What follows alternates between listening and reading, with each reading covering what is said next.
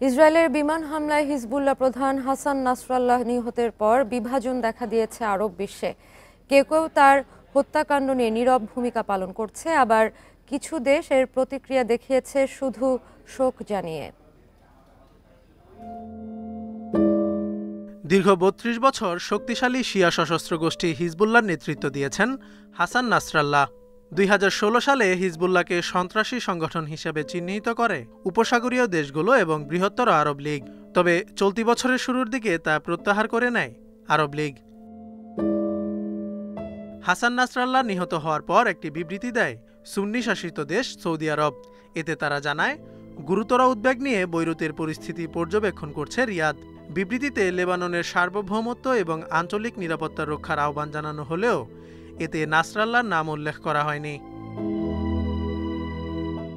এছাড়া বিবৃতি দিয়েছে মিশর।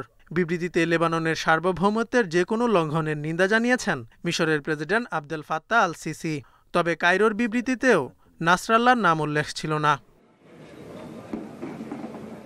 এদিকে পুরোপুরি নীরব থেকেছে সুন্নি শাসিত দেশ কাতার, সংযুক্ত আরব আমিরাত এবং বাহরাইন। অন্যদিকে নাসরাল্লাহর মৃত্যুতে ৩ দিনের শোক ঘোষণা করেছে সিরিয়া ও ইরাক। এছাড়া হিজবুল্লাহ প্রধানের মৃত্যুতে শোক পালন করেছেন ওমানের grand mufti Sheikh Ahmad bin Hamad al Khalili.